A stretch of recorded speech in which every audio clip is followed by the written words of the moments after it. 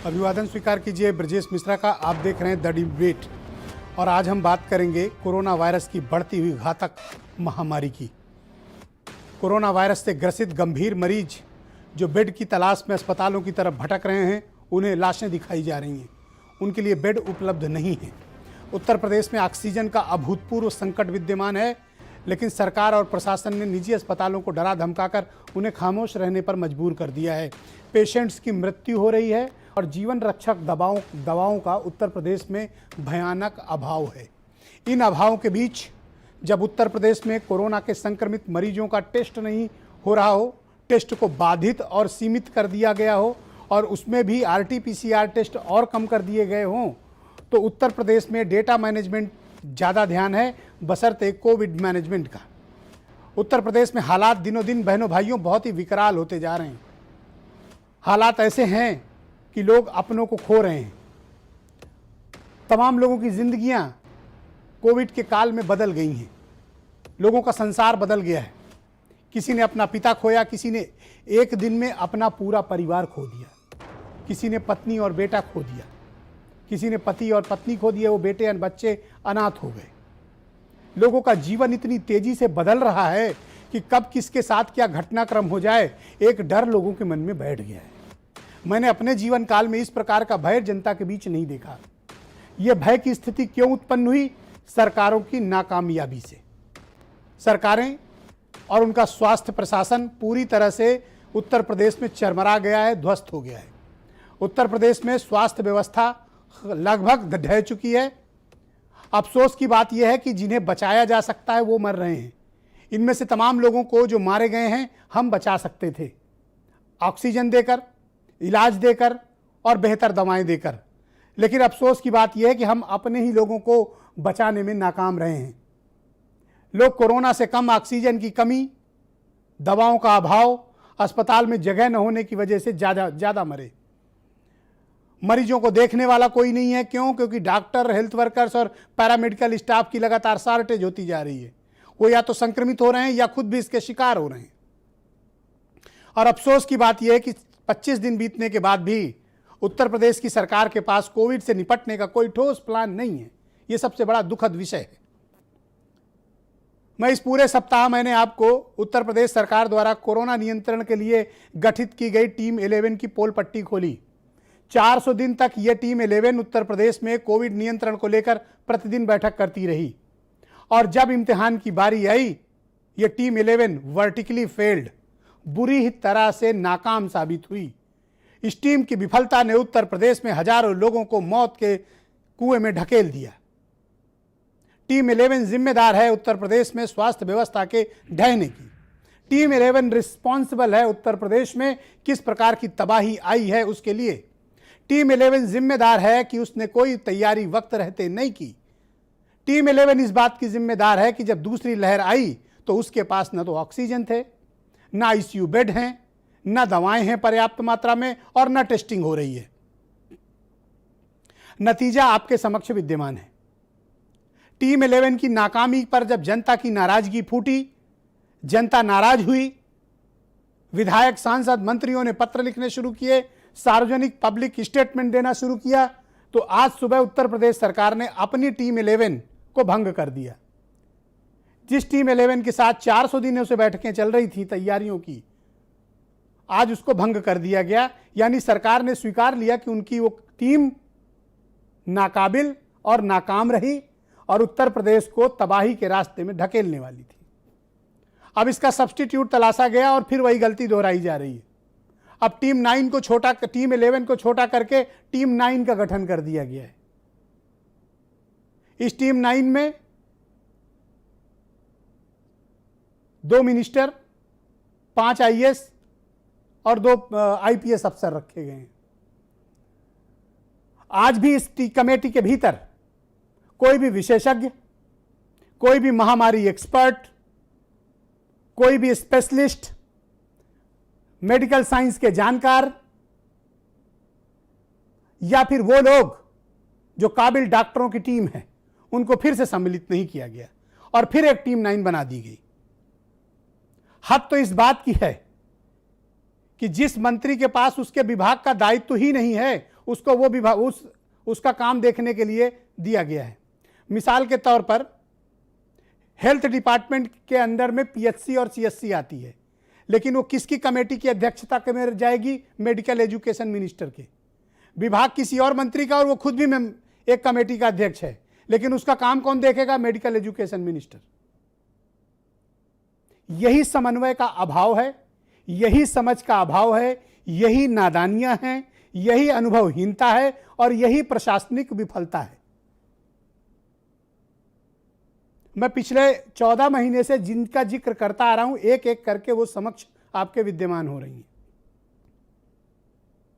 ये सरकार अपने ही बनाए चक्र में लगातार घूम रही है, वो उससे निकलना नहीं चाहती है। अगर निकलना चाहेंगे तो इनके पास सॉल्यूशन भी मिलेगा।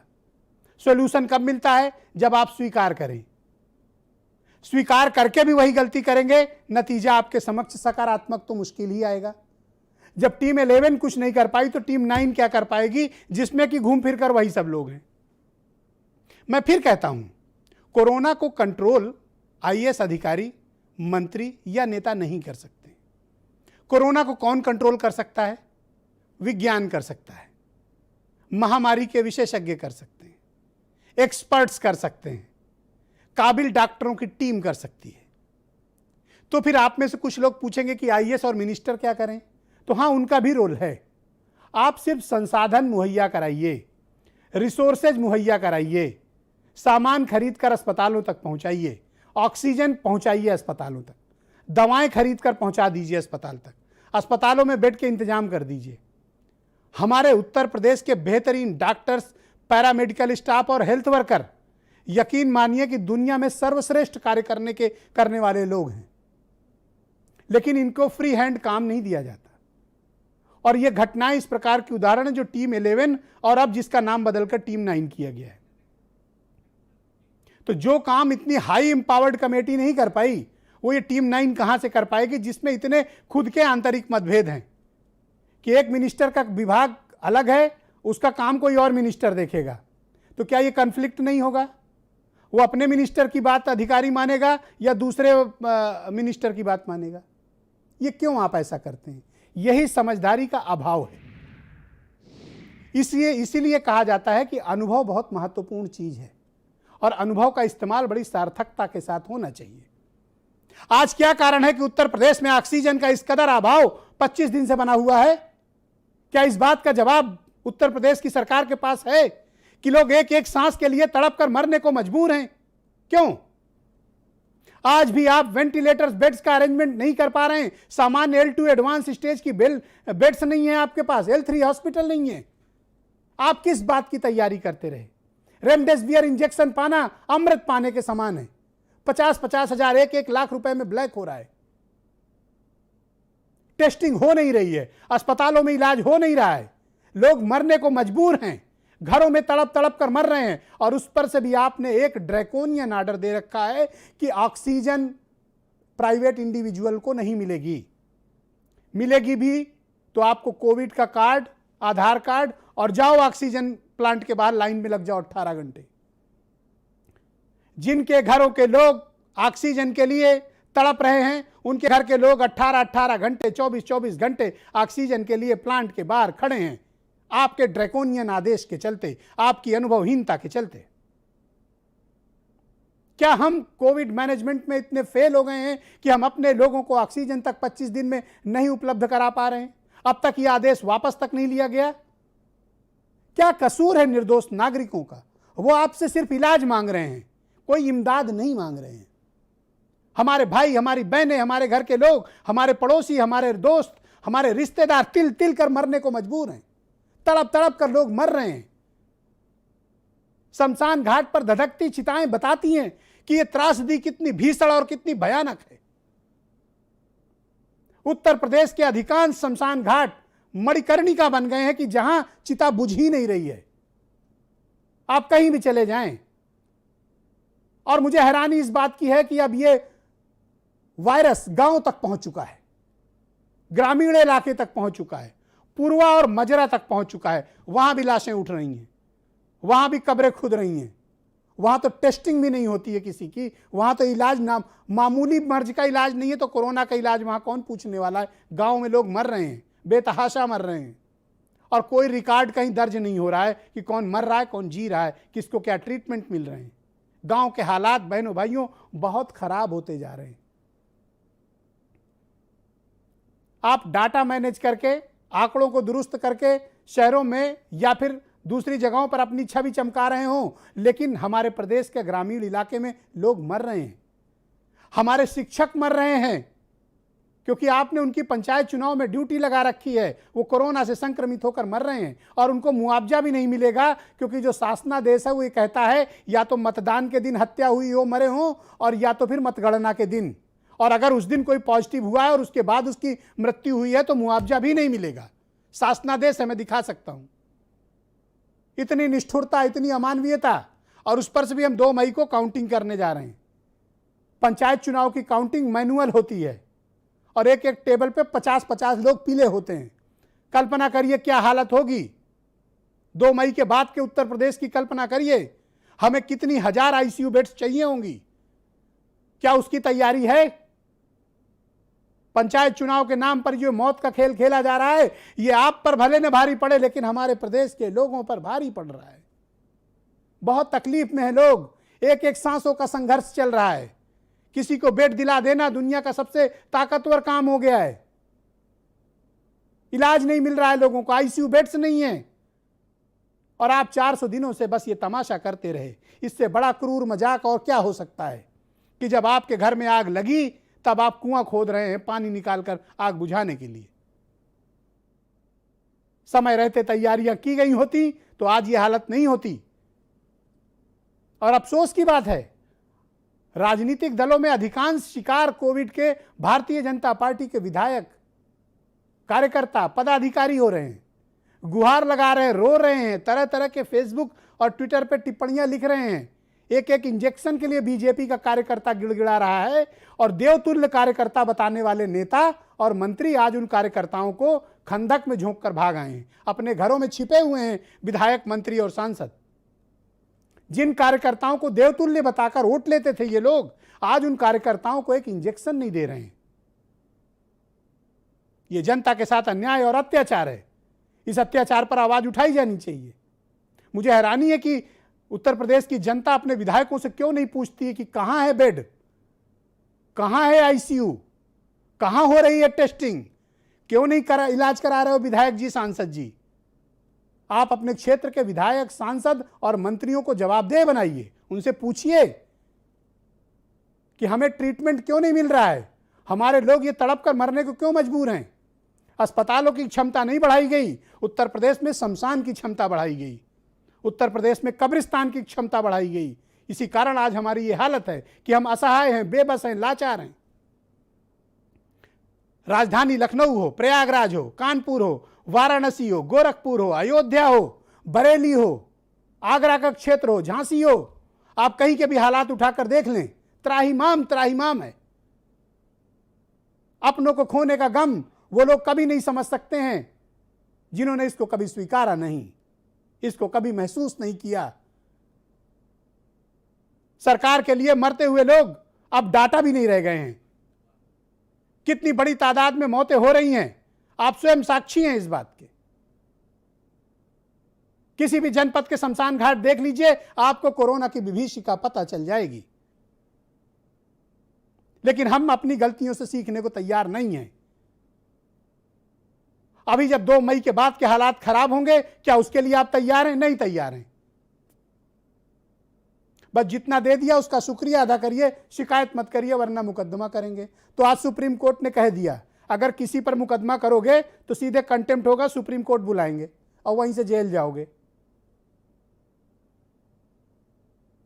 शिकायत करने पर मुकदमा और जेल। ऑक्सीजन मत मांगो, बेड मत मांगो, दवा मत मांगो। इस हालात से उत्तर प्रदेश बहनों भाइयों आज गुजरने को मजबूर है।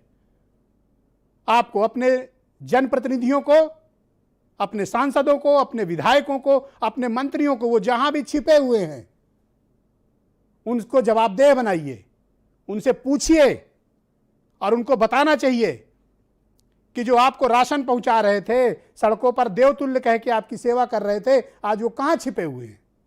क्यों नहीं आपकी मदद करने के लिए आ रहे हैं? बीजेपी के विधायक तक तड़प के मर जा रहे हैं। मुख्यमंत्री कार्यालय से लेकर केंद्रीय स्वास्थ्य मंत्री तक गिड़गिड़ा रहे हैं कि हमें भर्ती कर लो, उनको भर्ती तक नहीं किया गया, मर गए बेचारे। न जाने कितने और विधायक इस वक्त कोरोना पॉजिटिव हैं, सरकार के पास कोई डेटा नहीं है, अपने ही विधायकों की जानकारी नहीं है। इस हालात के बीच उत्तर प्रदेश में तबाही का स्तर कितना बड़ा होने वाला हम आप नहीं जानते हैं। मेरी चिंता इस बात की है कि आने वाला वक्त बहुत कठिन है। हमें अपनों को बचाना है, उसके लिए आप लॉकडाउन करें, कर्फ्यू लगाएं, इंतजाम करें, आईसीयू बेड्स तैयार करें, कुछ भी करें, क्योंकि दूसरी लहर की पीक आनी अभी बाकी है। आपकी नाकामी और आपकी गलतियों ने आज उत्तर प्रदेश को तबाही के मुहाने पर खड़ा कर दिया है। यह चिंता है मेरी, और इसका समाधान होना चाहिए। आज मैंने किसी राजनीतिक दल के प्रवक्ता को नहीं बुलाया। मेरा मन आज पीड़ा से खिन्न है, बहुत दुखी है मन। आप जब सुबह सोकर उठते हैं तब लोगों की फरियाद, मरे हुए लोगों की जानकारियां, अपने जानने वालों को, अपने दोस्तों को जिनके साथ आप कल बात किए होते हो, आज उनकी मृत्यु की जब खबरें आती हैं तो आत्मा को कचोटती हैं, बहुत तकलीफ देती हैं, दुख देती हैं, आंख में आंसू लाती हैं। पर आप कितने पत्थर दिल और बेरहम हैं। आप पर फर्क नहीं पड़ता, हमें फर्क पड़ता है। लोगों को मरते हुए यूं देखना बहुत तकलीफ देह है। बहनों भाइयों, क्या हमने इस प्रकार के उत्तर प्रदेश की परिकल्पना की थी कि आज हमारी ये बेबसी हो जाएगी कि हम अपने ही लोगों को ऑक्सीजन तक नहीं दे पा रहे हैं? हमें और आपको विचार करना पड़ेगा, सोचना पड़ेगा, और आने वाले वक्त के लिए स्वयं तैयारी करनी पड़ेगी। अब आपको किसी के भरोसे बैठने की आवश्यकता नहीं है, वरना यकीन मानो आपकी अर्थी को कंधा देने वाले भी नहीं मिलेंगे। बनारस में अर्थी को कंधा देने के लिए 10-10 हज़ार रुपया लिया जाता है, क्योंकि किसी व्यक्ति के घर का कोई मर गया तो कंधा देने वाला नहीं है, तो उसके लिए 10-10 हज़ार रुपया किराया चलता है अर्थी को कंधा देने के लिए। तो आप कल्पना करिए कि हालात कैसे हो सकते हैं। तो आज मैंने किसी को नहीं बुलाया, किसी राजनीतिक दल को नहीं बुलाया, किसी पार्टी के प्रवक्ता को नहीं बुलाया। इसलिए नहीं बुलाया क्योंकि मेरा मन बहुत दुखी है। कितना पूछें इनसे, कितना इनको शर्मिंदा करें, क्योंकि इनके पास कुछ नहीं है सिवाय इस बात के कि अपनी सरकारों का बचाव करें और विपक्ष उन पर आरोप लगाए। तो आज मैंने डॉक्टर सूर्यकांत से रिक्वेस्ट किया कि आज आप अकेले आओ। हमारे प्रदेश की जनता बहुत दुखी है, बहुत परेशान है, इलाज नहीं हो रहा है। आपकी बातें सुनकर उनको थोड़ा ढाढ़स बनता है, उम्मीद बनती है, उनके अंदर थोड़ा जीवन की उम्मीद जागती है। उनको लगता है कि वो कोरोना से लड़ सकते हैं, स्वयं लड़ सकते हैं, क्योंकि सरकार ने निराश किया, साथ छोड़ दिया। तो ऐसे में डॉक्टर सूर्यकांत का बड़ा आसरा है। डॉक्टर सूर्यकांत कोरोना के मामलों के देश के सबसे बड़े डॉक्टर हैं, गोल्ड मेडलिस्ट हैं, और 1983 से उत्तर प्रदेश की सेवा कर रहे हैं। बेहद काबिल और बहुत ही योग्य डॉक्टर हैं।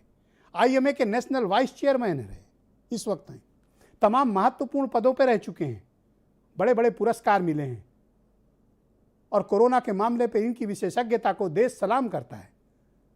आज मैंने सिर्फ उन्हीं को आमंत्रित किया है ताकि हम उनसे बात करें, आपकी उम्मीद जगाएं और बताएं कि आप घर पर रहकर अपना कैसे ट्रीटमेंट करें, जिनके परिवार के लोग अस्पताल में भर्ती हैं वो कैसे बचें और किस स्टेज पर क्या करना चाहिए। डॉक्टर सूर्यकांत को लाया जाए।